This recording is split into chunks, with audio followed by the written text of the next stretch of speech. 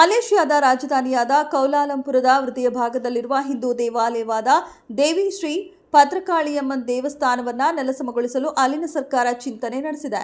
ಇದು ಅಲ್ಲಿರುವ ಹಿಂದೂಗಳನ್ನ ಕೆರಳಿದ್ದು ಇತ್ತೀಚೆಗೆ ದೇವಸ್ಥಾನದ ಪರವಾಗಿ ಬೀದಿಗಿಳಿದು ಪ್ರತಿಭಟನೆಗಳನ್ನು ನಡೆಸಿದ್ದಾರೆ.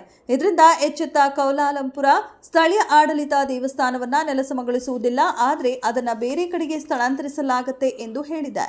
ಅಷ್ಟೇ ಅಲ್ಲ, ದೇವಸ್ಥಾನಕ್ಕಾಗಿ ಪ್ರತ್ಯೇಕ ಜಾಗವನ್ನು ಹುಡುಕಿಕೊಡುವುದಾಗಿಯೂ ತಿಳಿಸಿದೆ. ಸೋಮವಾರದಿಂದ ಶುಕ್ರವಾರದವರೆಗೆ ಮಾತ್ರ ಕೆಲಸ, ಶನಿವಾರ ಮತ್ತು ಭಾನುವಾರ ರಜಾ.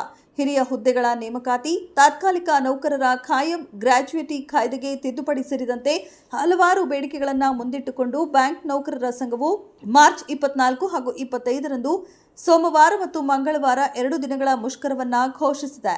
22ರಂದು 4ನೇ ಶನಿವಾರ ಮತ್ತು 23ರಂದು ಭಾನುವಾರವಿರುವುದರಿಂದ 4 ದಿನಗಳ ಕಾಲ ಬ್ಯಾಂಕಿಂಗ್ ಸೇವೆ ಬಂದ್. ಎಟಿಎಂ ಮತ್ತು ಆನ್ಲೈನ್ ವ್ಯವಹಾರ ಲಭ್ಯವಿದ್ದರೂ ಪ್ರಮುಖ ವ್ಯವಹಾರಗಳು ವಿಳಂಬವಾಗಬಹುದು. ಸಂಸತ್ತಿನಲ್ಲಿ ಜಲಶಕ್ತಿ ಇಲಾಖೆಯ ಬೇಡಿಕೆ ಮೇಲಿನ ಚರ್ಚೆಯಲ್ಲಿ ಸಂಸದ ಬೊಮ್ಮಾಯಿ ಅವರು ಪಾಲ್ಗೊಂಡು ರಾಜ್ಯದ ನೀರಾವರಿ ಯೋಜನೆಗಳ ಬಗ್ಗೆ ಗಮನ ಸೆಳೆದರು. ಮೇಕೆದಾಟು ಜಲಾಶಯ ಯೋಜನೆ ಬಗ್ಗೆ ವಿಶೇಷವಾಗಿ ಒತ್ತು ನೀಡುತ್ತಾ, ಮೇಕೆದಾಟು ಕರ್ನಾಟಕದ ಹಕ್ಕು, 6 ವರ್ಷಗಳಿಂದ ಅನುಮತಿ ಸಿಗದೆ ಯೋಜನೆ ಬಾಕಿ ಉಳಿದಿದೆ. ಈ ಬಗ್ಗೆ ನಾವು ಸಾಕಷ್ಟು ಬಾರಿ ಕೇಂದ್ರದ ಬಳಿ ಮನವಿ ಮಾಡಿದ್ದೇವೆ. ಇದನ್ನು ಪರಿಹರಿಸಲು ಕೇಂದ್ರ ಸರ್ಕಾರವು ಕ್ರಮವನ್ನು ಕೈಗೊಳ್ಳಬೇಕು. ಸೂಕ್ತ ಕ್ರಮ ಕೈಗೊಳ್ಳುವಂತೆ ಕೇಂದ್ರ ಜಲ ಸಂಪನ್ಮೂಲ ಆಯೋಗ ಮತ್ತು ಕೇಂದ್ರ ಜಲ ಆಯೋಗಕ್ಕೆ ನಿರ್ದೇಶನ ನೀಡಬೇಕು ಎಂದು ಒತ್ತಾಯಿಸಿದರು. 2.5 ವರ್ಷದ ಮಗುವಿನ ಜೊತೆಗೆ ಅಂಗನವಾಡಿ ಸಹಾಯಕಿಯೊಬ್ಬರು ಅಮಾನವೀಯವಾಗಿ ವರ್ತಿಸಿರುವ ಘಟನೆ ನಡೆದಿದೆ.